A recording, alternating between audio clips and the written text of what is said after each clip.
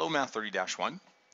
We continue our travels with polynomial functions by developing the skill of dividing polynomials. There's two methods. One of them is long division in chapter 2, and that takes us back to our long division of whole numbers that we would have done in I guess probably elementary school. We need to have that skill and that understanding. So a little bit of review to start off. In this case, dividing a polynomial. So we would have done this in Math 10. Complete the following division. So if I'm dividing that polynomial by 5x, obviously if I put the denominator of 5x into each of the numbers up top, I am dividing each one of those by 5x. So we divide each term by 5x, and we get a quotient of 3x squared minus 2x plus 1. I think we'd all be at peace with that. In this example, just to clarify the terms, the numerator is called the dividend, the denominator is called the divisor, and our final answer is called the quotient.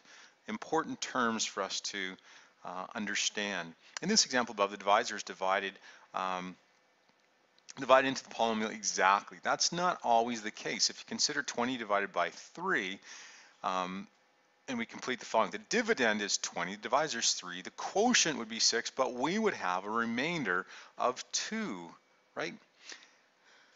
And the result of that division can be written in two ways. There's two what we call division statements. What really is 20? Well, it's really 3 times 6 plus 2. That's really how the divisor, the quotient, and the remainder interact with each other. The other way we could say is when you divide 20 by 3, as you can see in the second statement, you get 6, right? If we had 20 thirds, that would be 6 whole pizzas plus 2/3 of a pizza that wasn't quite whole, right? In other words, there's two different statements that we need to consider and use as we write our division answers, right? In the case where a dividend is a polynomial, we have the following. And it works the same as it did with numbers, right? Divisor times quotient plus remainder gives you back the original polynomial, or as you can see, polynomial over the divisor equals the quotient, and then the remainder divided by divisor, which is, as you can see up there, that statement right there, okay? We probably like division statement 1 better, okay? If you look at the student work in example 1, you can see that, well, in this case, student is dividing by 35. And remember how we did this, right? So let's look at the numbers. 35 goes into 73. And we look at that and we say, well, that goes in with a whole number of 2. 2 times 35 is 70. Subtract and we get 73 minus 70 is 3. We have to bring down the 9 and now divide 35 and 39, which would just be 1. 1 times 35 is 35. We subtract and we get a remainder of 4. Two division statements. Division statement 1 would be 739 is really 35 times 21. Dividend equals divisor times quotient plus remainder. Or as you can see there, polynomial divided by dividend divided by divisor equals 21 plus the remainder over divisor, right? So if we carry on and you guys pause and complete 25 into 5773 and come back. So if I'm doing this question, 25 goes into 57 2 times. 2 times 25 is 50. I subtract and I get 7. I bring down the other 7, and I get 77. 25 goes into that 3 times. 3 times 25 is 75. I subtract and get 23. I now look and realize that I can't put 25 in there anytime, so that's going to be 0. I now can write two division statement. Division statement number 1 says that, well, 5,773 is really equal to 25 times 230 plus that remainder of 23.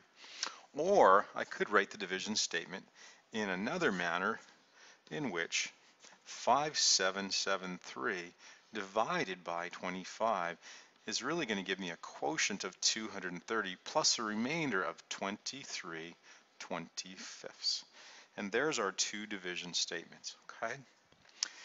Well, that's reviewing this skill. Dividing polynomials is going to be very, very similar. And if you look at example 2, you know, if you ponder, well, would I do this question in this manner if I was a Math 30 student? And you'd probably say, well, Mr. K, wouldn't that just be okay for me to just do it like you can see on the left-hand side? Like, would it not be okay for me just to divide x into each of those terms, x, x, x, and not worry about this long division? And I would say, yes, that would be fine. In this case, we're gonna look at it as long division because we're not going to divide by monomials in this chapter. We're going to divide by binomials. So we're just learning the skill. So if you did it in long division in this manner and follow through, if I take x into the first term, I get x, and x times x is x squared. I divide, I've got nothing left. I then bring down the next term and I pick them off one by one. So x into 3x gives me 3. 3 times x is 3x. I divide and I get 0. Then I have this 18 right here. Well, x won't go into 18 at all, so that's just 0. So my final answer is, as we can see, these two division statements. X squared plus 3x plus 18 is really x times x plus 3 plus 18. Or, as we had over on the left, divide each one, you get x plus 3 plus 18 over x, right? If you look at the next one, very similar, right? If I divide that in there, I get two possibilities of x cubed minus 5x plus 6 is equal to x squared. X times x squared minus 5 plus 6, or x squared minus 5 plus 6 over x, right? Now in this last example, we have a binomial, and this is where things become a little bit different. So if I'm dividing x plus 2 into x squared, you really are only going to look at the lead terms. So x into 2x squared. That gives me 2x.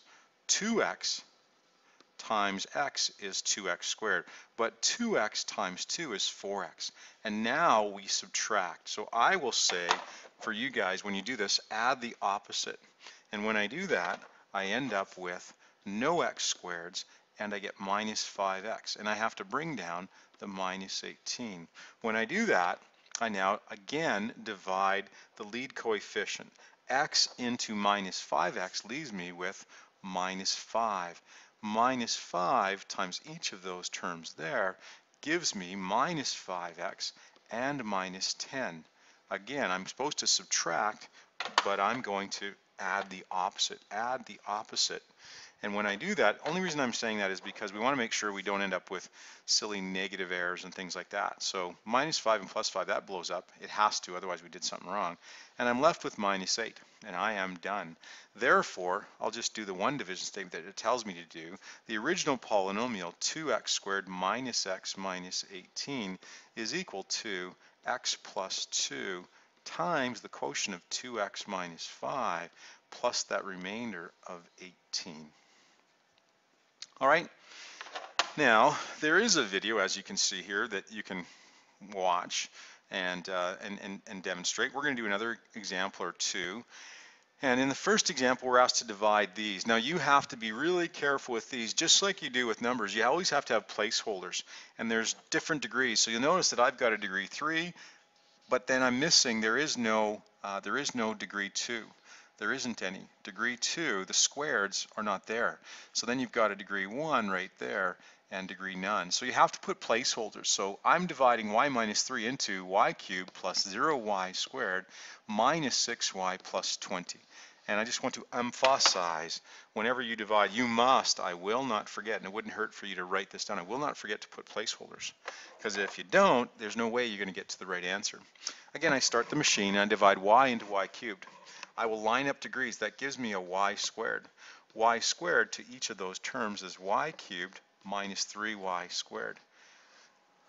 I will add the opposite. And I will end up with no y cubes, and I will end up with 3y squared, and I'll bring down the minus 6y. I then again look and I say, well, I'm going to multiply by y into 3y squared is plus 3y. I multiply that to both, and I end up with 3y squared. Of course, I'll do minus 9y. I subtract, and when I do, I add the opposite. when I do that, I get positive 3y plus 20. I probably should make that blue. Positive 3y, I bring down the 20. And now I divide again. Y into 3y is plus 3.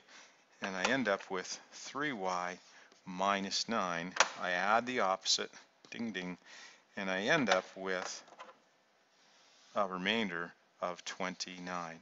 Therefore,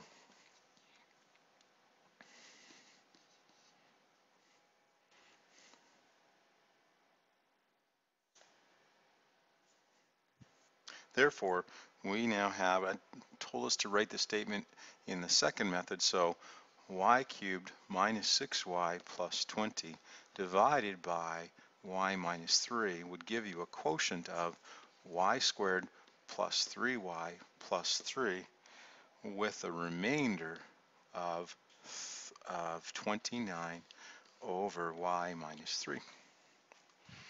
All right, so some of the learnings that we have here are, I guess, summarized in this division algorithm that we've talked about. So I want you to kind of read and make peace of that of those terms, and we can discuss that in class tomorrow, right? In example 4, consider the polynomial again.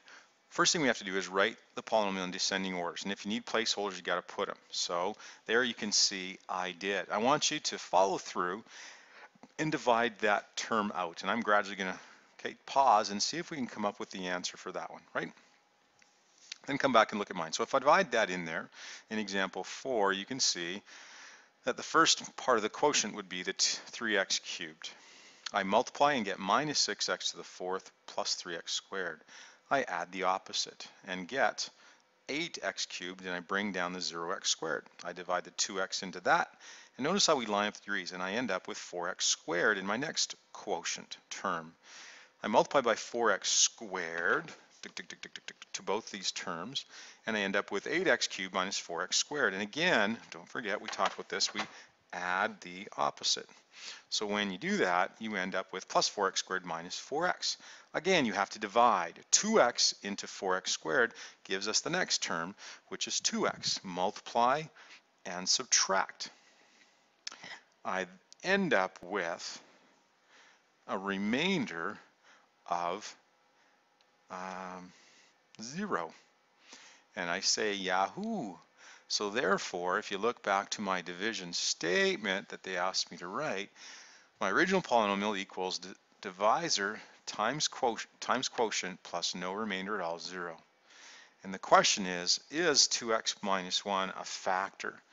And it is, because there is no remainder.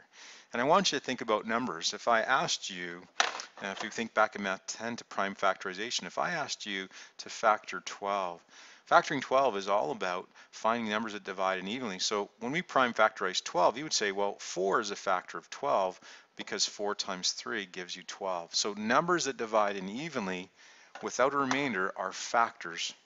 And this one is a polynomial that is a factor because there was no remainder. And number 5 says, consider the long division shown. State the divisor, quotient, and remainder that are there. Okay. So in example number 5, the divisor is clearly 2x minus 3. The quotient is clearly, we'll just make that neater, is clearly x squared plus 4. And the remainder clearly is minus 2. It says then use the division algorithm to determine p at x. So if I know that p at x is equal to divisor times quotient plus remainder, then I can get back to what the original polynomial is. I simply have to multiply divisor and quotient out like I did, and I find out that the original polynomial is really 2x cubed minus 3x squared plus 8x minus 14.